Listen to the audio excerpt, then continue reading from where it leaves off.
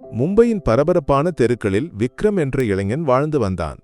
32 வயதான விக்ரம் ஒரு புகழ்பெற்ற நிறுவனத்தில் மின்சார வல்லுநராக பணியாற்றி வந்தான். 10 ஆண்டுகளாக அதே நிறுவனத்தில் பணிபுரிந்ததால் அனைவருக்கும் அவனை மிகவும் பிடித்திருந்தது. மும்பையில் ஒரு சிறிய குடியிருப்பில் தனது பெற்றோருடன் வாழ்ந்து வந்த விக்ரம் இப்போது திருமணம் செய்ய வேண்டிய வயதாகிவிட்டதாக குடும்பம் முடிவு செய்தது. கதையை முன்னோக்கி கொண்டு செல்லலாம் இல்லையா? விக்ரமின் குடும்பம் அவனுக்கு ஒரு நல்ல பெண்ணை தேடியது. அப்படி அனன்யா என்ற பெண்ணை கண்டுபிடித்தனர். அனன்யா ஒரு பள்ளி ஆசிரியையாக இருந்தவள், எளிமையான வாழ்க்கை நடத்துபவள். விக்ரமுக்கு முதல் பார்வையிலேயே அனன்யாவை பிடித்துவிட்டது. அனன்யாவுக்கும் விக்ரமின் நேர்மையும் நடத்தையும் மிகவும் பிடித்திருந்தது.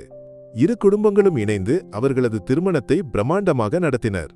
மும்பையில் ஒரு திருமண மண்டபத்தில் விக்ரமும் அனன்யாவும் ஒன்று சேர்ந்தனர். என்ன ஒரு ஜோடி என்று திருமணத்திற்கு வந்தவர்கள் அனைவரும் பேசினர்.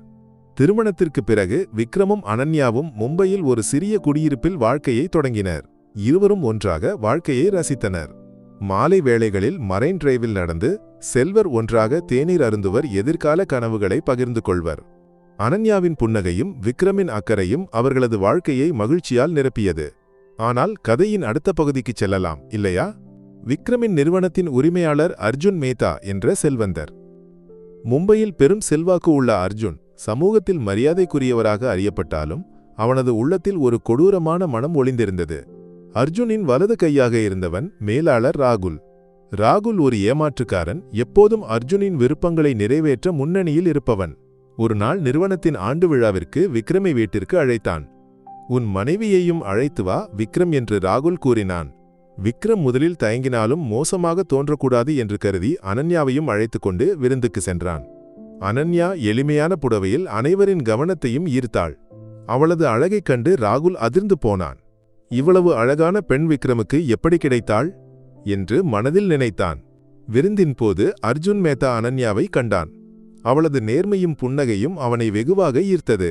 விருந்து முடிந்த பிறகு அர்ஜுன் ராகுலிடம் கூறினான், இந்த பெண்ணை மீண்டும் ஒருமுறை பார்க்க வேண்டும்.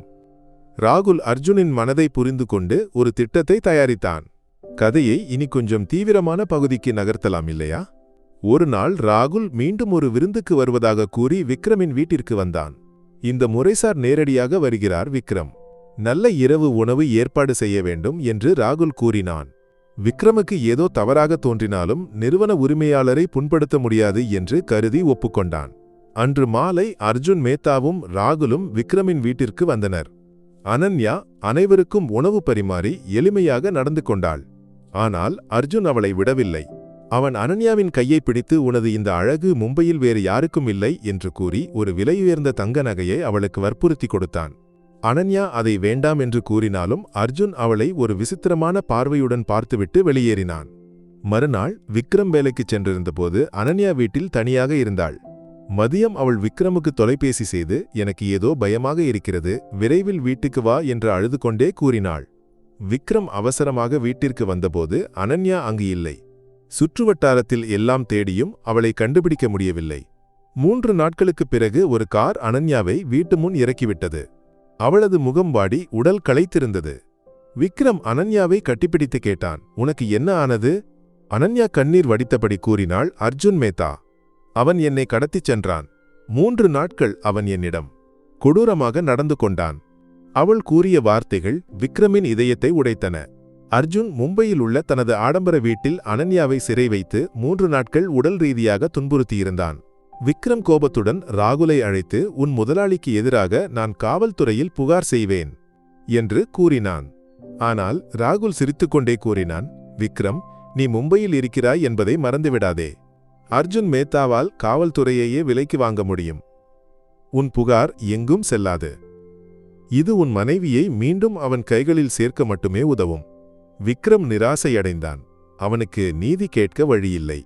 அனன்யா அந்த துயர அனுபவத்தின் நினைவில் தவித்தாள். ஆனால் அவள் மனதில் மற்றொரு முடிவு உருவானது. நாம் இங்கிருந்து போக வேண்டும் விக்ரம். ஆனால் அதற்கு முன் எனக்கு என் நீதி வேண்டும் என்று அவள் கூறினாள். கதையின் மிகவும் சுவாரஸ்யமான பகுதிக்கு செல்லலாம் இல்லையா? அனன்யா ஒரு புத்திசாலி. அவள் தனது பழிவாங்கலை திட்டமிட்டாள். அது அர்ஜுன் மேத்தாவுக்கும் ராகுலுக்கும் மறக்க முடியாத பாடமாக இருக்க வேண்டும் என்று முடிவு செய்தாள். முதலில் அனன்யா விக்ரமிடம் மும்பையை விட்டு செல்வதாக முடிவு செய்ததை அர்ஜுனுக்கு தெரிவிக்கச் சொன்னாள். நாம் ஒரு வியாபாரம் தொடங்க நிறுவனத்தில் இருந்து என் பணத்தை எடுக்க வேண்டும் என்று விக்ரம் ராகுலிடம் கூறினான். அனன்யா மற்றொரு திட்டத்தை தயாரித்தாள்.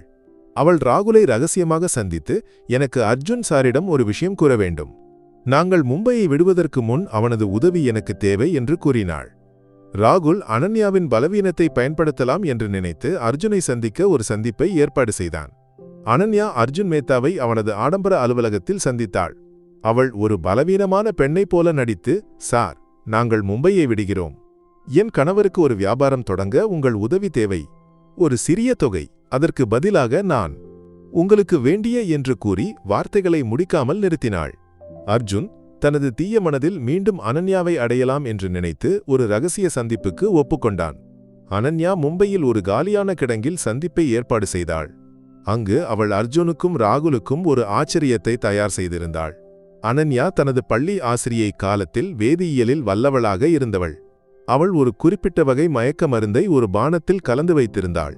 இந்த மருந்து சில மணி நேரங்களுக்கு பிறகு மட்டுமே செயல்படும். அதன் அறிகுறிகள் ஒரு சாதாரண மாரடைப்பு போல தோன்றும். சந்திப்புக்கு வந்த அர்ஜுனுக்கும் ராகுலுக்கும் அனன்யா அந்த பானத்தை கொடுத்தாள். நாம் ஒரு ஒப்பந்தத்தை கொண்டாடுவோம் என்று கூறி அவள் அவர்களுக்கு கிளாஸை கொடுத்தாள். இருவரும் அனன்யாவின் பலவீனத்தில் மயங்கி அந்த பானத்தை குடித்தனர். சந்திப்பு முடிந்த பிறகு அனன்யா ஒன்றும் அறியாதவள் போல வீட்டிற்கு திரும்பினாள். அன்று இரவு அர்ஜுன் மேத்தாவும் ராகுலும் மாரடைப்பு காரணமாக இறந்ததாக செய்தி வந்தது. காவல்துறை அவர்களது உடலில் மருந்தின் தடயங்களை கண்டறிந்தாலும் அது எப்படி அவர்களது உடலில் சென்றது என்பதை கண்டுபிடிக்க முடியவில்லை. அனன்யா தனது திட்டத்தை மிகவும் திறமையாக செயல்படுத்தியிருந்தாள். அவள் விக்ரமிடம் எதையும் வெளிப்படுத்தவில்லை, ஆனால் அவள் மனதில் தனக்கு நீதி கிடைத்துவிட்டதாக உறுதியாக இருந்தது. விக்ரமும் அனன்யாவும் நிறுவனத்திலிருந்து கிடைத்த பணத்துடன் மும்பையை விட்டு ஒரு புதிய வாழ்க்கையை தொடங்கினர். அனன்யா அந்த துயர அனுபவத்தின் நினைவுகளை மனதிலிருந்து அழித்து விக்ரமுடன் ஒரு மகிழ்ச்சியான வாழ்க்கையை நடத்தினாள்.